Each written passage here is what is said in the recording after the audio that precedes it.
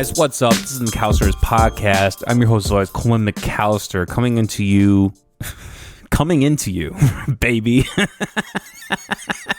God, it's way too early for me to be doing this. Shit. Should I just keep going? We're just gonna keep going. Today we're doing a solo podcast because I've been doing a lot of game streams, not really focusing on what's going on in the world.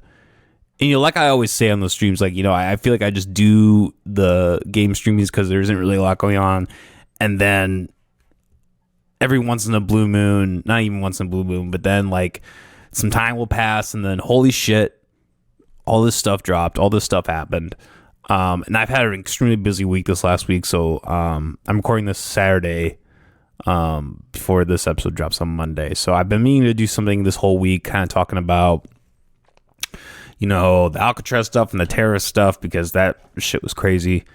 But we're here today. We're going to try to play some catch up and kind of just go through some of what's been going on over the last little bit here, especially in the last couple days, and kind of give my thoughts on it. So I thought a great place to start would be some good news. Some what I think is very good news. And, I think because I was doing research before the episode started, seeing where the corporate media is on this, where the corporate press on this is very revealing. So let's just do this first one. Trump cuts ties with Netanyahu over manipulation concerns, report. He has decided to cut off direct contact with Israeli Prime Minister Benjamin Netanyahu. Somebody said, was it? Yanir Kozin said in a post on his X account that Trump made a decision about after close associates told Israeli Strategic Affairs Minister Ron Dermer that the president believes that Netanyahu is manipulating him. Yeah, no shit. That's basically it. Just saying that he feels manipulated, which is yeah, dude. That's how it's been. So this happened, and we might as well just read this really quick too. This happened. This happened right around the same time. So, Trump says the Houthis don't want to fight anymore. U.S. will stop bombings. Okay, let's just read this first. President Donald Trump announced Tuesday that Houthi rebel forces in Yemen had signaled to the United States that they don't want to fight anymore. They just don't want to fight, and we will honor that, Trump said during a bilateral meeting with visiting Canadian Prime Minister Mark Carney in the Oval Office. We will stop the bombings, and they have capitulated. But more importantly, we will take their word. They say they will not be blowing up ships anymore, and that's what the purpose of what we are doing. Okay, so I guess off the top with that last part, there is kind of a hypocrisy in there, or maybe not even a hypocrisy, kind of a just a lie.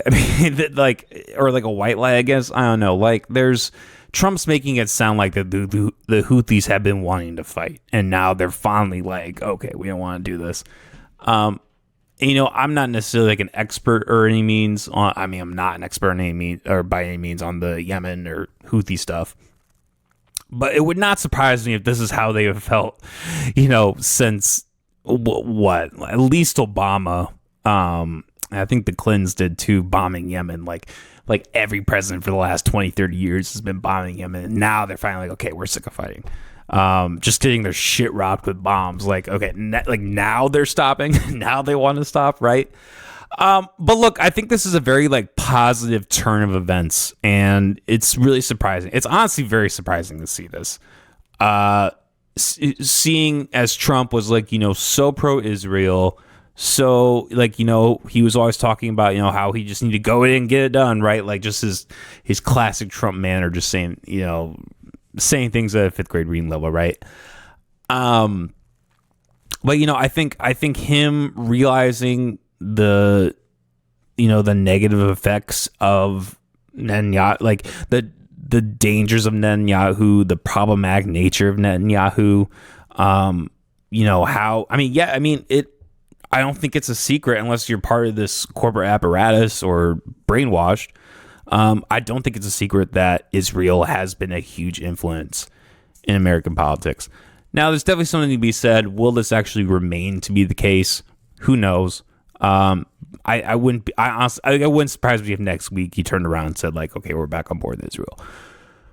But this is at least a good sign, I think. I think, despite me being an anarchist, I think when governments do tend to step in a positive direction, it's important to acknowledge that. It's important to realize and congratulate that, because they could be doing it could be way worse, right? Trump could just be, going in to Gaza with tanks or what, we could ourselves be in there bombing Gaza, right? Like, that is a possibility. But the fact that we're not doing that, and not even that, but I mean, we have been giving money to them. I'm not saying that like we're completely clean in that, but the scenario could always be worse, right? So the fact that these steps are being taken by the Trump administration is very hopeful. I think it's just given me a sense of relief. I'm sure it's given a lot of other people a sense of relief. I mean, I do think there's a cautionary tale of don't let your naivety get in the way of the possibility that, these are still powerful governments and they can turn on a dime if the incentives goes in their favor, right?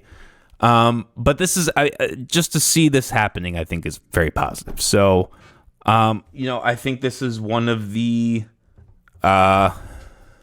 areas where we can praise Donald Trump. And honestly, I just did my tier breakdown list. If I had done that, today with this happening, this would have gone S tier for sure, 100%. Go check that on YouTube, by the way, and Spotify. So these damn dogs, I'm watching. I didn't even know today's episode was really going to be effective because I have 2 dogs running around. That's okay. I honestly, I feel like half the time I'm the only one that can hear him anyway. So I mean that is, I guess while we're on the topic of trunk, he got that trunk. Okay. The next thing I wanted to discuss regarding our leader before we get into some of the more interesting things of this episode, I think. Donald Trump yesterday put this on Twitter or X or however you want to call it,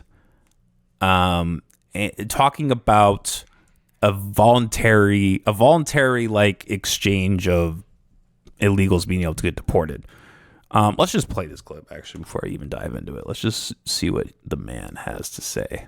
We have also launched a phone app called CB. Today I signed an executive order to launch the first ever self-deportation program for illegal aliens. We are making it as easy as possible for illegal aliens to leave America. Any illegal alien can simply show up at an airport and receive a free flight out of our country. We have also launched a phone app called CBP Home. That's CBP Home, where illegals can book a free flight to any foreign country. As long as it's not here, you can go anywhere you want.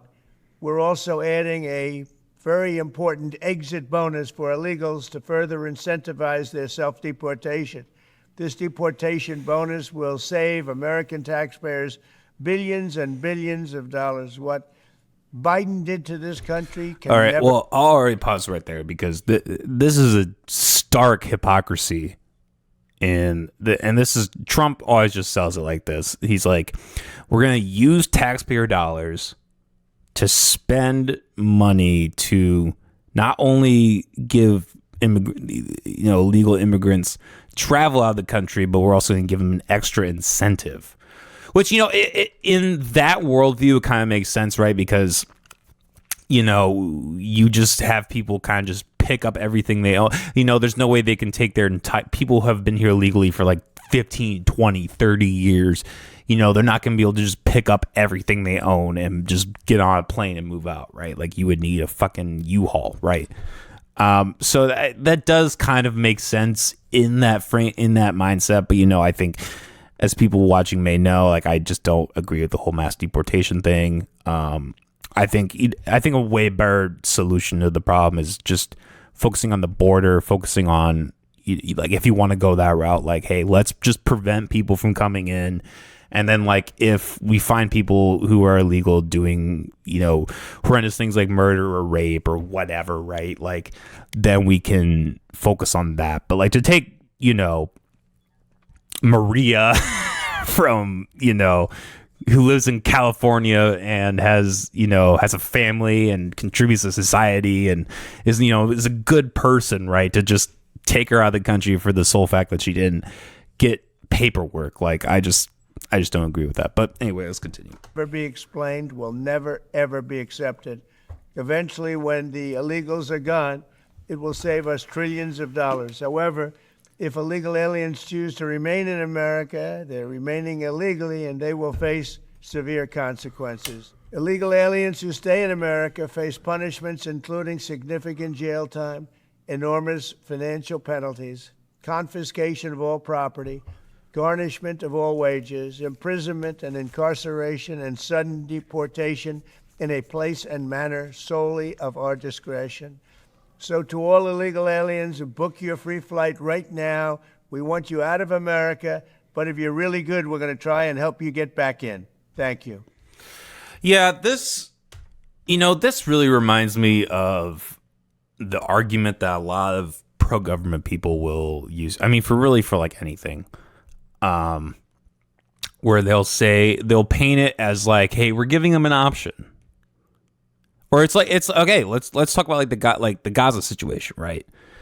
This is a really good example. Like how Israel, who initially when the state of Israel was created, like they did essentially what America did. We went in, took land, and then took more land and more land and more land over time, had the help of the British government and the Ottoman Empire to succeed in that. And then fast forward, October 7th, they're painting it as like, hey, we gave them the option. We gave them this deal. It was a shit deal, but we still gave them the deal. It's so, and like I feel like I've been arguing with a lot of like religious people over the last couple of days with the stuff with the Pope. We don't even really need to get into that because that's one of those things that like I only care so much. I care more about like the people who are reacting to it versus the actual reality of the Pope. But anyways, like there's something that I find so arrogant about the idea that like, oh, we gave them an option. Like the people, it's always the people who are in the position of power, right? They will paint it as like, oh, hey, it's all off me. I didn't do anything wrong. I gave them the option. I said, hey, you have this ability to, we're still going to force it, but you have this ability to voluntarily surrender yourself and then ruin your life that way. Or we can use force. It's like this analogy. It's like if you are like, let's say you're on a pirate ship, right? You're walking on the plank and there's a pirate or guy or whatever holding a pistol at you. And he says, you have two options. You can either jump into the water or I can shoot you. Like those are both terrible options.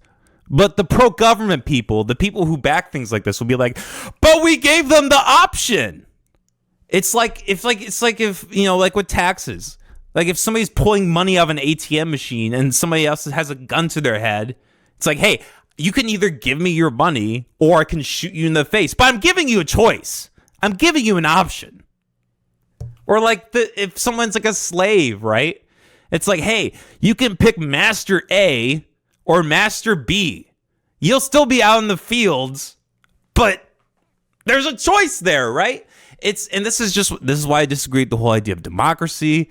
There's something just so angering and ignorant about that point of view, that worldview where it's like, it's so convenient, right? It's so convenient for the people who are in power, who are in charge, to just paint it as like, we're giving you an option. Like, well, why don't you just take the options? Why don't you just take the deal, huh? The guy who made the art of the deal. Why don't you just take his deal? It's extremely arrogant. And like I said, I just don't like the whole approach of this mass deportation thing from Trump. I think it's been flawed from day one. I'll even say, I think building the wall was a better idea than the mass deportation stuff. I think, if he had just focused on the wall, I wouldn't even really have a problem with that, because you're not, you're not taking people out of their homes and displacing them. You're simply just, you're doing the same thing as, someone who owned private property would do. If I had a problem with, people coming on my property, and I was like, okay, instead of grabbing them by the shirt, holding a gun to their head and dragging them to my house and then locking them in my basement, instead of doing that, I'll just build a fence, right? Which makes sense. So I would have been more okay if he had just focused on the wall. And honestly, if he had just focused on the wall his first term, and not also tried to do the mass deportation stuff, he might have had more success with that wall. He might actually still be trying to work on that wall, that incompleted, sucking of taxpayer dollars. That is just, it's like a half completed monument, basically. Let's be real. It's like what was the native guy that in South Dakota? I can't remember. Oh, Crazy Horse. It's like the Crazy Horse monument in South Dakota, where they're working on this fucking monument for this native guy. Then they just are at one point they're like, okay, yeah, we don't have the funds for this, or I don't know, which is fine. I don't think taxpayer dollars should be going to that, but it's just kind of funny when you're you go visit, you're like, oh hey, here's the half finished monument, Crazy Horse. It's kind of like that. So that's my spiel on that. Okay, one more thing on Trump before we move into some of the other stuff I wanted to talk about. So this happened. Oh wow, May 4th. So this was over a week ago, or by the time this will come out, it would have been over a week ago. So I'm a little behind on this, but this is a post from Trump's Truth Social. The movie industry in America is dying a very fast death. Other countries are offering all sorts of incentives to draw our filmmakers and studios away from the United States. Hollywood and many other areas within the USA are being devastated. This is a concerted effort by other nations and therefore a national security threat. Wow. It is, in addition to everything else, messaging and propaganda. Therefore, I'm authorizing the Department of Commerce and the United States Trade Representative to immediately begin the process of instituting a 100% tariff of any and all movies coming into our country that are produced in foreign lands. We want movies made in America again. And here's another article just basically confirming that he announced the 100% tariffs on movies produced in foreign lands. Now, and I saw a video, a YouTube commentator guy on this talking about it's not even really clear, it's a very vague thing to just say movies produced what. So you can't purchase movies from other countries. I'm obviously he's saying that you can't film in other countries, but it's okay, can you how much of it has to be in the US, right? What you can't if a streaming service has foreign films, they have to charge you more. It's just very, as a lot of things with Trump and just government in general, it's very loosey goosey, vague. But I find this, I have always disagreed with the whole tariff thing, but I think the reason why this stuck to me so much is because, I am a film guy. I am a film buff. I always have done my deep dives and trying to watch foreign films. And I think some of the, I think a lot of my favorite, not only my favorite, but the great films of our time are foreign films. If you even this is kind of getting nerdy here, but if you contrast how American films are made versus how Asian, Middle Eastern films are made. There's a completely different type of filmmaking that happens in between those, and they both have a lot of value. The American type of film is more action based.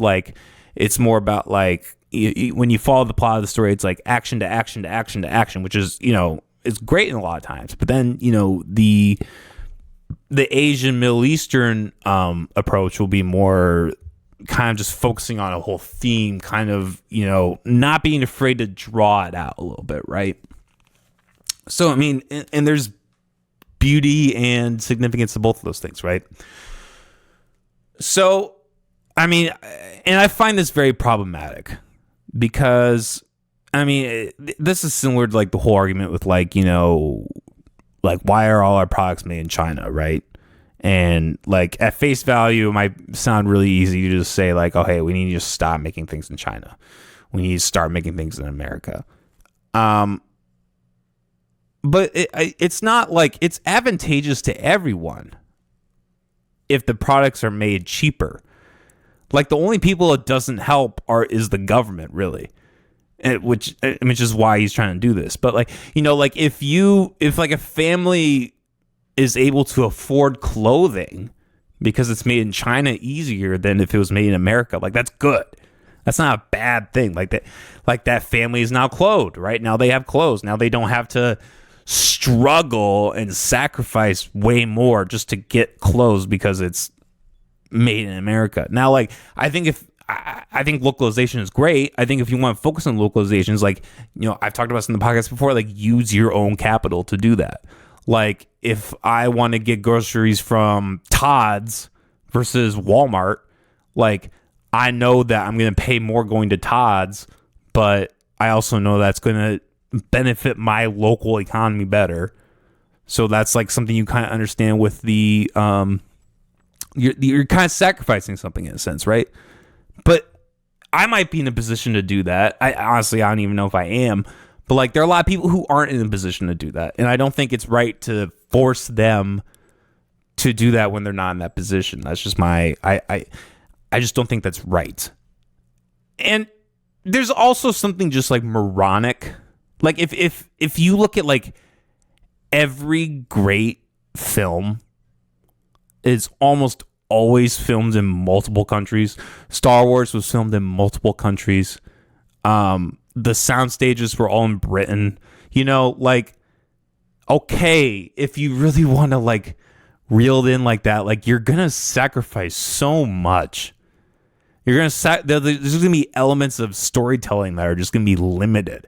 I mean, this is kind of why I wanted to call the episode "The Woke Right," because like this is almost the same thing as like what in 2014, I believe, when they had the Oscar incentive, where they were like, okay, we need, like, if you want to be nominated for an Oscar, you have to meet however many of the 5 criteria of, like, you know, people with race or LGBTQ status, i.e. everybody that isn't a white straight male, right?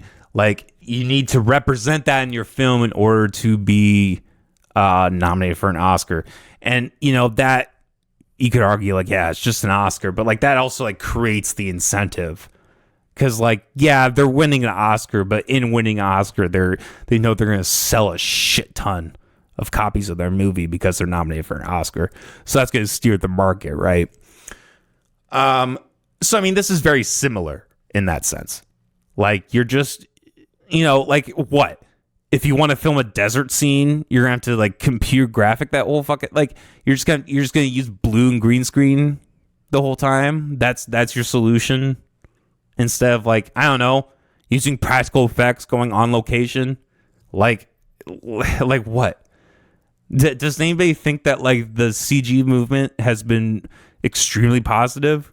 I mean, there's good use of CGI, and, like, it can be done well. When it's done for everything, I think anybody with a brain can agree that it looks like shit, right? And this is just going to create more shitty movies. Like, companies aren't going to be able to go, like, if they want to film like a desert thing, or like they want to go, I don't even know, like if they want to do like a jungle type of movie, like if you like Sorcerer, right? Like the William Friedkin movie from, I think, 72 maybe. Like that, or maybe later, like that movie couldn't be done in America. Like, you're not going to find those locations in America. You're just not.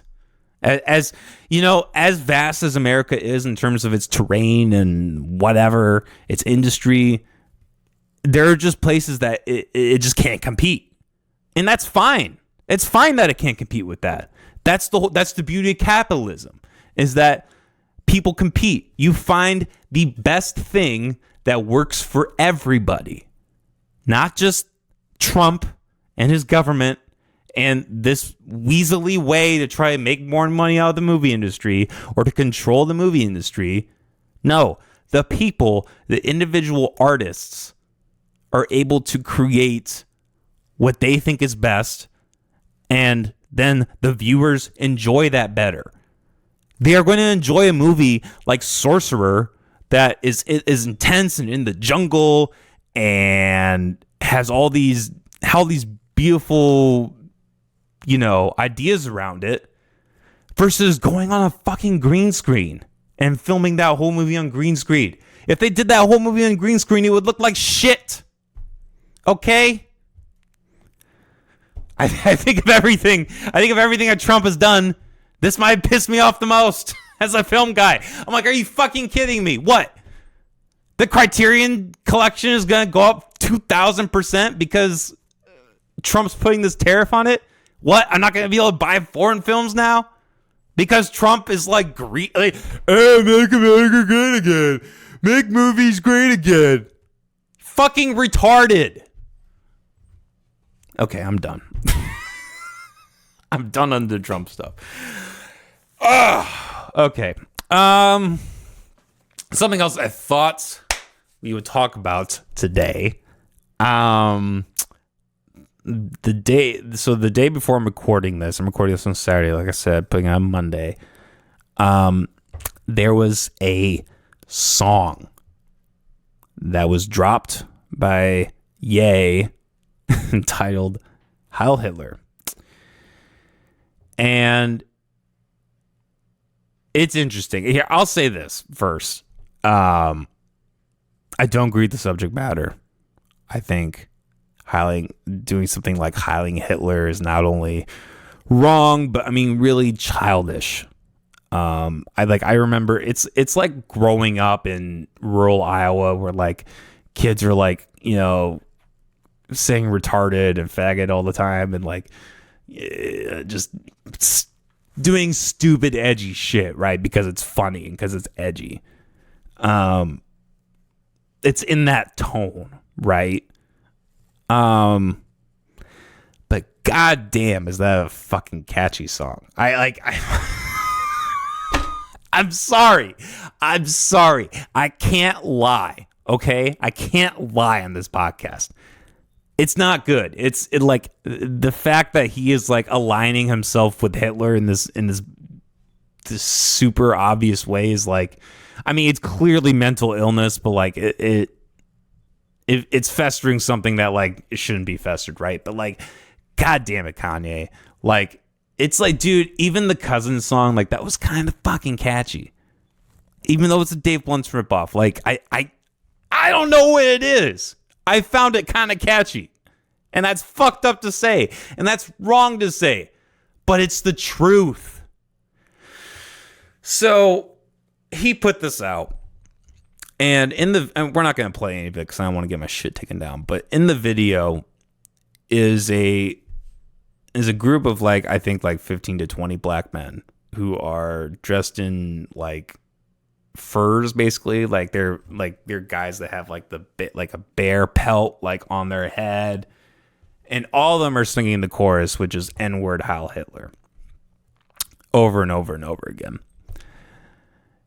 And I really wonder if we are getting close to this point where things are finally starting to get reversed in terms of the race stuff.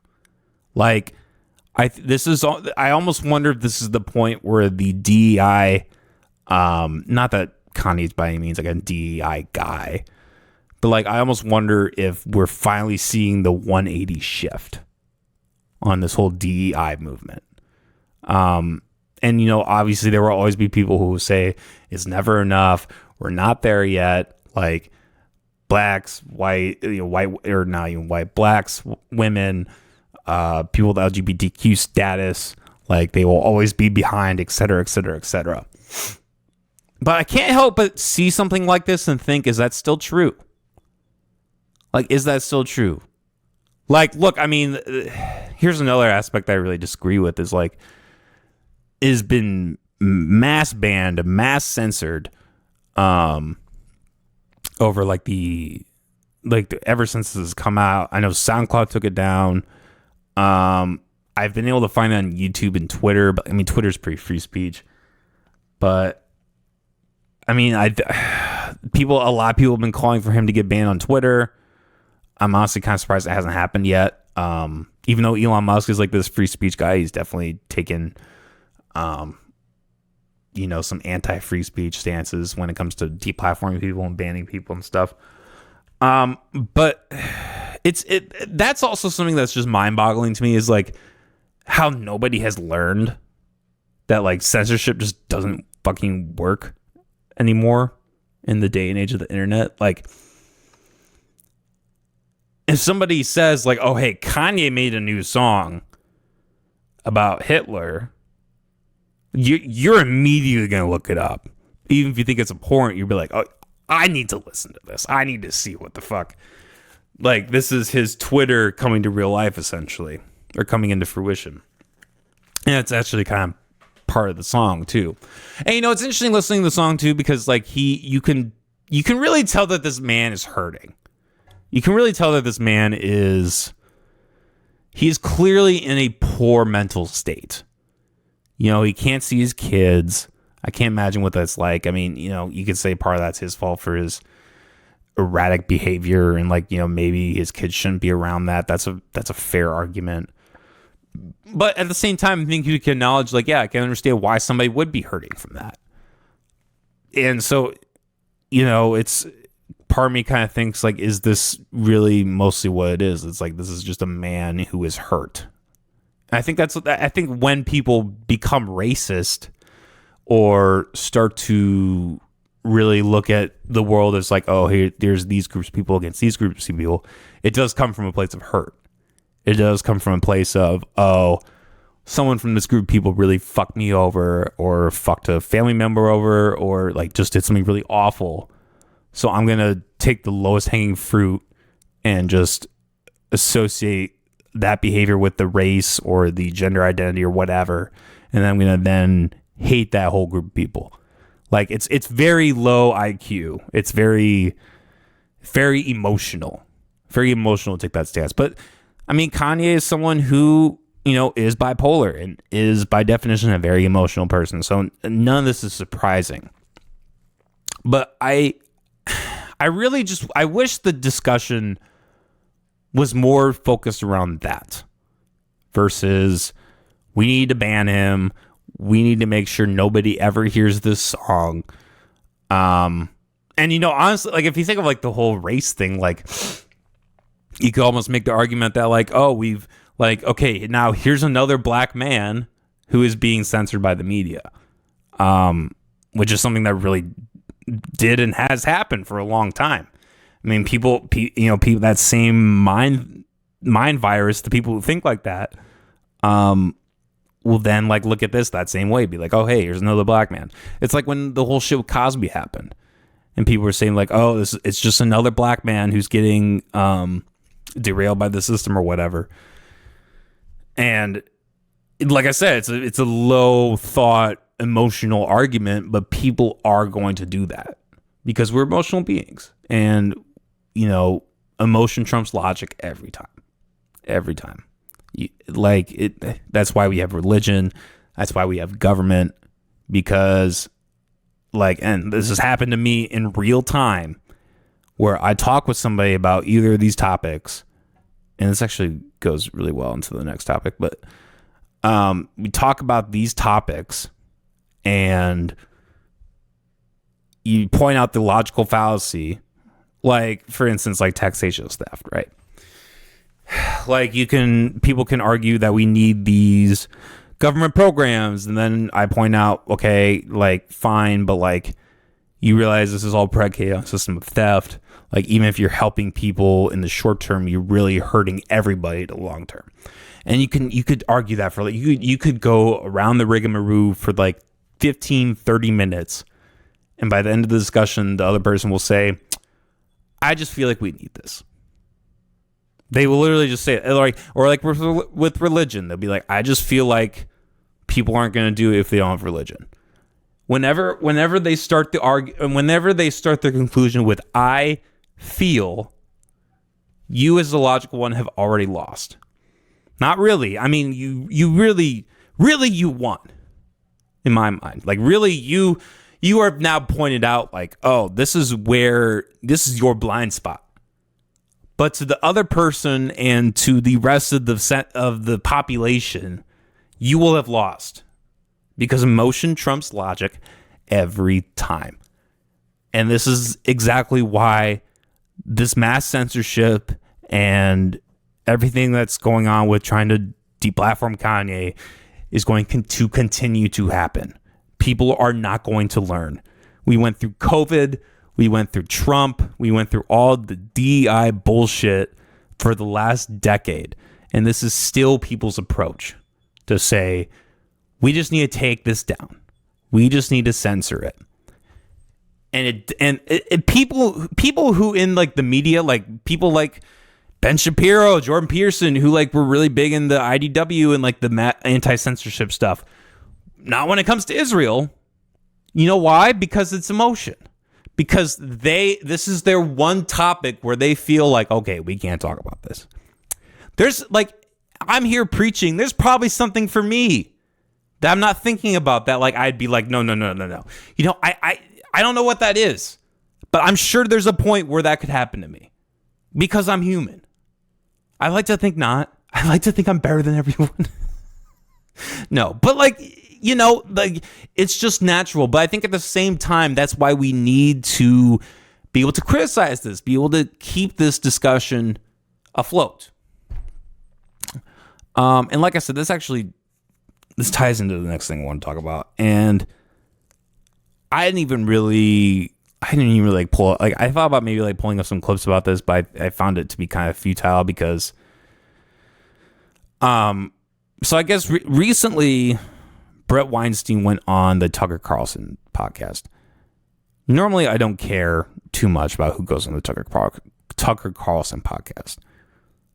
But they were talking about something that I actually previously called out on this show about a year ago, which is Tucker Carlson's moronic rant about evolution and essentially why it's not like people. Let's just pull up that first, like what he even really said, because, and honestly, I'm just gonna pull up my own clip. Because that's the easiest way to do it for me. But yeah, this whole... Basically, his whole spiel about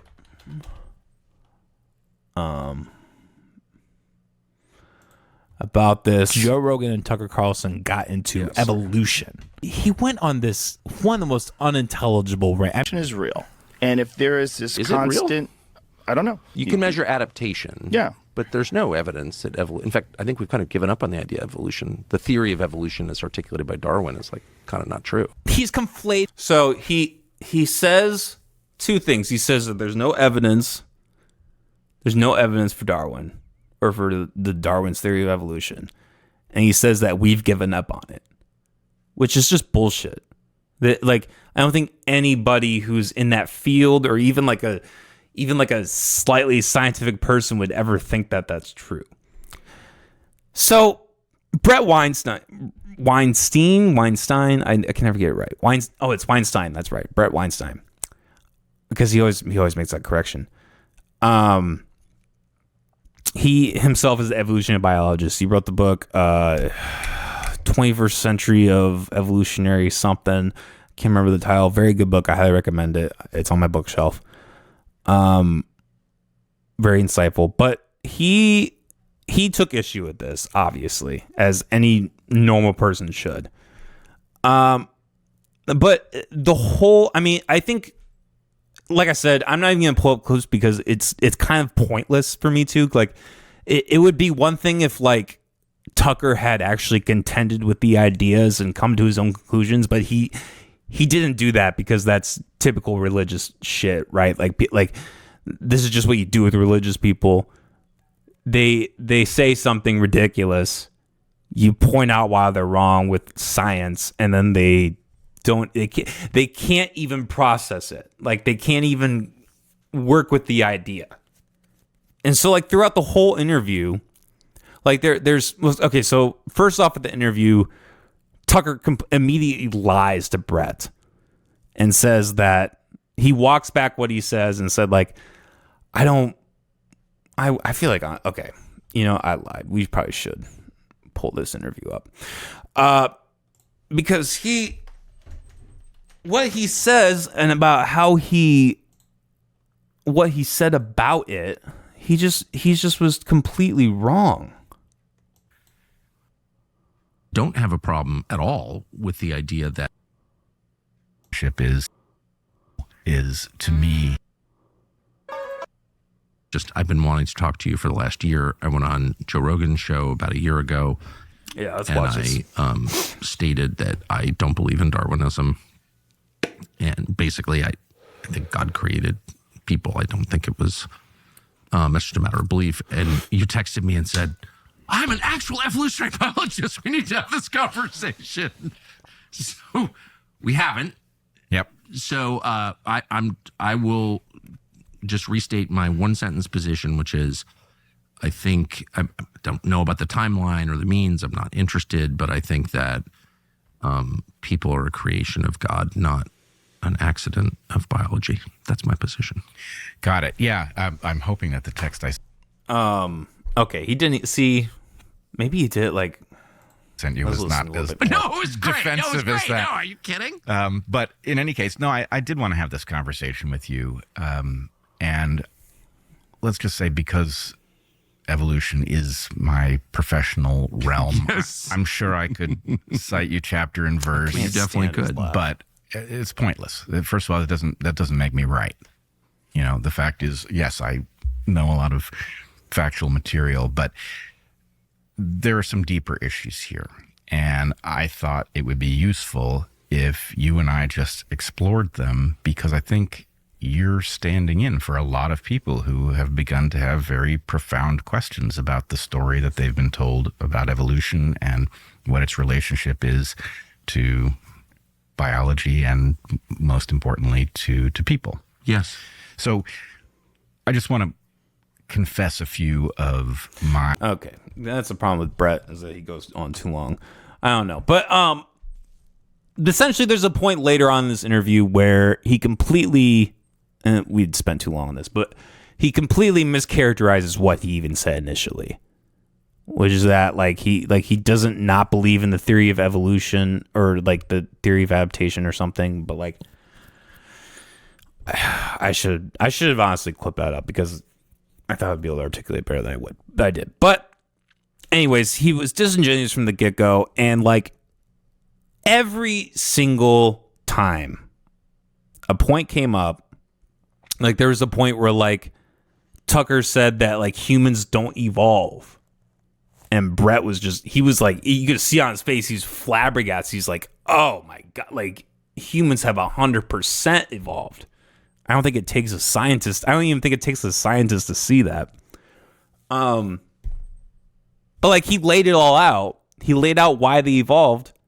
And then Tucker just moved on to the next thing. And I think the reason why I wanted to talk about this, I mean, the Pope just got elected, appointed by God, but elected. Come on. And so I think a lot of the Christian Catholic communities have been fired up over this, and have been really trying to preach their shit or whatever. So I think like this timed with that has really just kind of fueled my inner rage for religion in general. And I want to say, like, I know a lot of people who are religious. I have family who are religious, extended family who are religious. I don't hate any of these people personally. Like, not even that I dislike them. But I view religion as something that is so poisonous to thought and to people. Similarly, the government, it gives people a justification to act a certain way. and we're going to do an episode more on this. I don't even want to get too bogged down to this because we are going to do an episode later in the week about this topic specifically with interviews with Charlie Kirk and Matt Walsh. But, you know, I was arguing with somebody on Facebook the other day where we were going through like how all these things with the Catholic Church have happened and how, you know, like the 245,000 cases of pedophilia just in the last 50 years. And, you know, all the really bad, like the Crusades, all these really horrible things that the Catholic Church has done or that Christians have done or supported. And their answer is always simply read a book, telling me to read the Bible. You know, and actually, I have it right here. I am going to start reading this shit. I am. I got this like, I don't know, 6 months ago, that in the Quran, because I had this big project where I wanted to write about why religion and the government are evil. And if that ever happens, it probably won't be for another 20 years, so whatever. But I do have a copy of the Bible right here.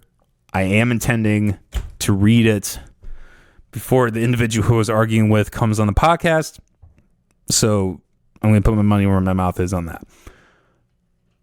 But there's, I haven't even read this book. I haven't even read this book.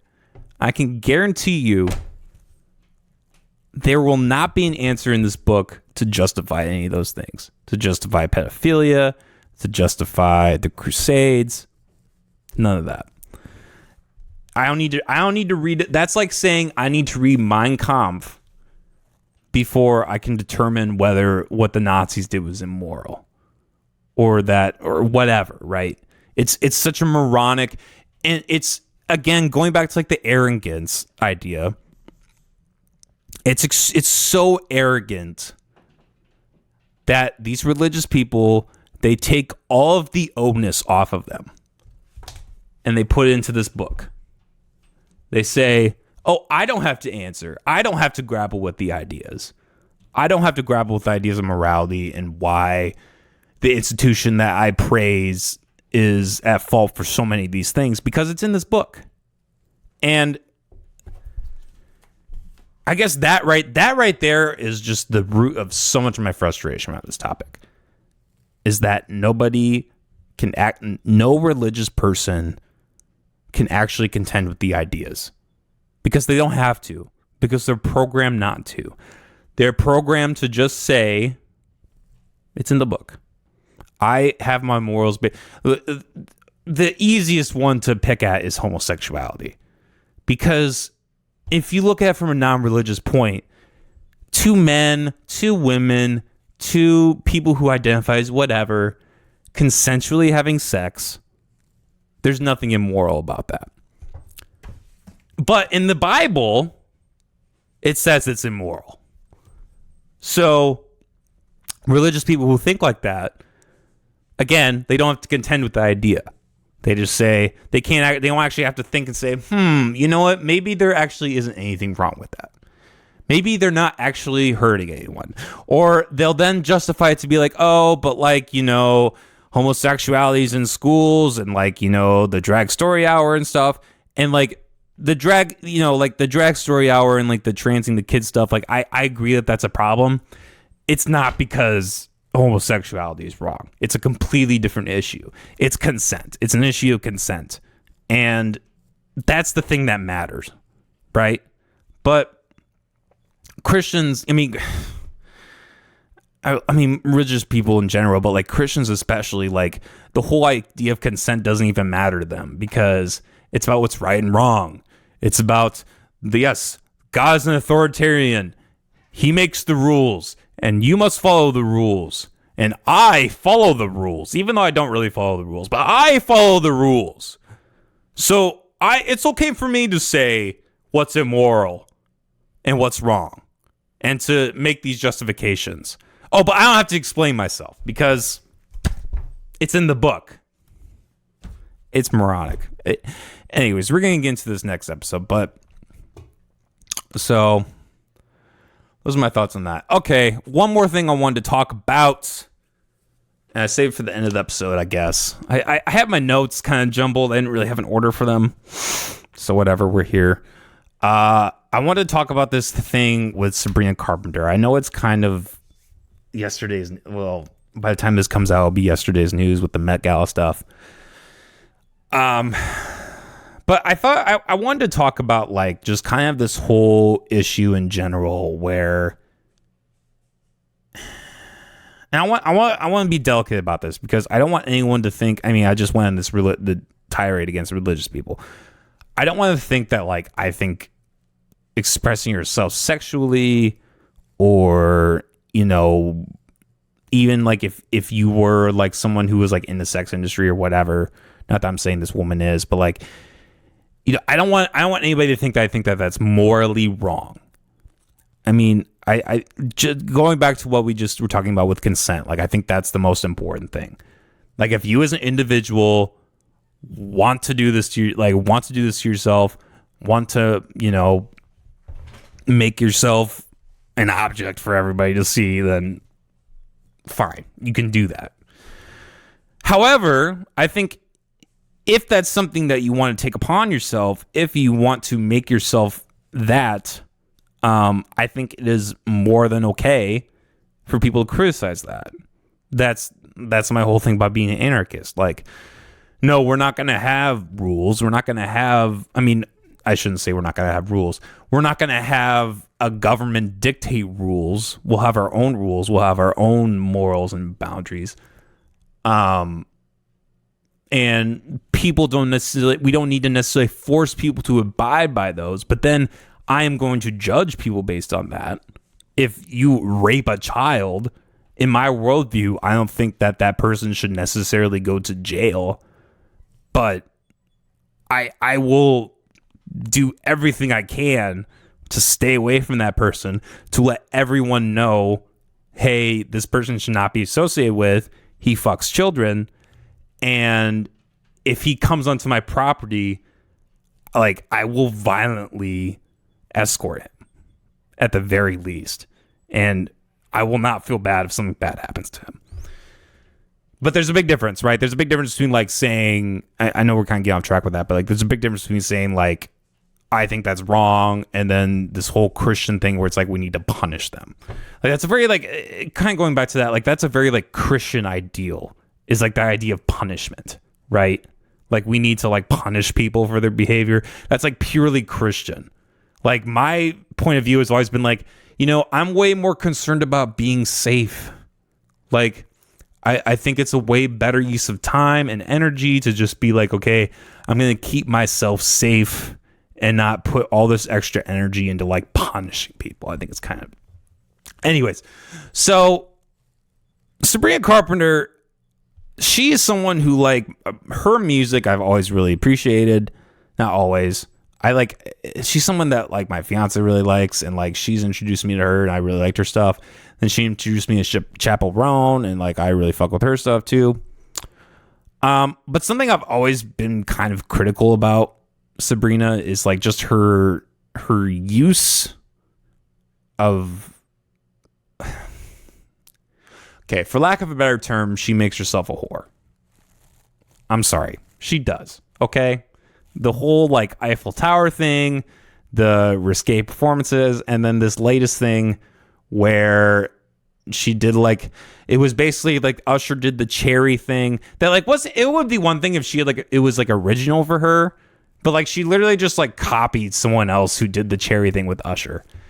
And that was kind of the point where I was like, okay, I really need to like say something about this, because she is like truly getting to this point of being an attention whore. I'm sorry. Like she is exploiting her own sexuality to expand herself, like expand her success, appeal to more people, whatever. And like I said, I don't think that's immoral, but I think I am entitled to criticize that.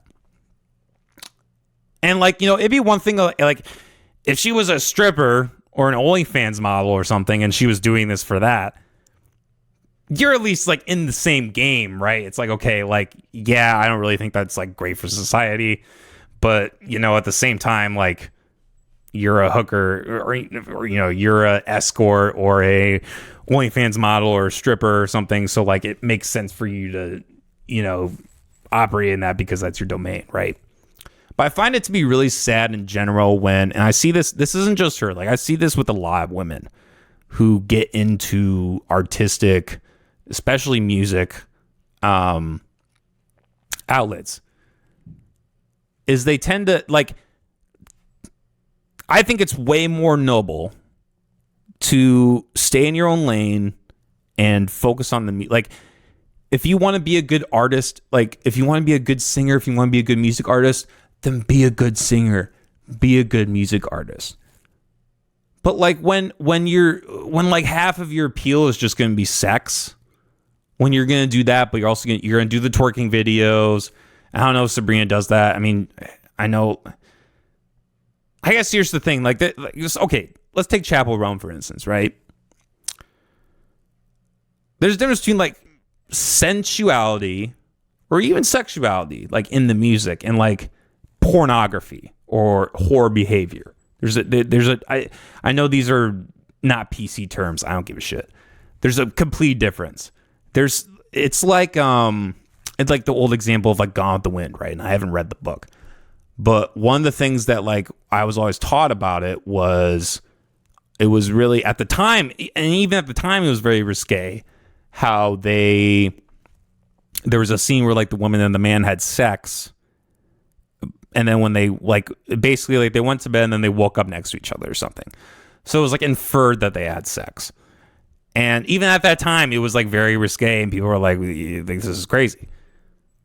But there's something still classy about it, right?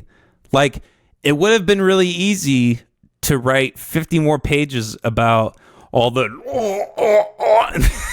and like basically write a porno. But no, they did it with subtlety. They left it to the viewer's imagination. I think that kind of just speaks to a different problem in this day and age with like the internet and the world of pornography. Like it's so easy to like get that, like the extras, like what you want, that like people just don't even appreciate that whole idea of like that classiness to it. I think Chapel Roan is someone who actually is classy. Like, yes, she, I don't even know, like every time I see her in a picture, I'm sure there's like different examples, but like every time I see her picture, she doesn't really look like she's dressing slutty. Like she dresses modestly, she talks about sex in her music, but it's not in like a whorish way. It's like clever almost. Like it's like sensual. And Sabrina Carpenter kind of does that in her music too, but like I feel like lately it's gotten more whorish. And her behavior is whorish. Her way she dresses is whorish. I'm sorry. People are going to be mad at me for saying that, but it's true. I had an artist back in the day. I don't remember her name, so we'll just call her Desi X. Had artists back in the day who came on my podcast, and I actually talked to her about this very same thing. I was like, do you like see there being like a problem with how women kind of exploit themselves sexually in the music field instead of just like focusing on the music, like focusing on the thing that like is actually like their actual talent, right? And she was like, she actually criticized it. She was like, or maybe not even criticized it. She was like, you can do your own thing, but yeah, I don't really think that that's like the best thing you can do. I'm not even shitting you. Like a week after the episode posted, I see on her Instagram like videos of her like doing the bounce down, twerking her ass, the whole thing. And it really struck me as being like, okay, like there are just people who will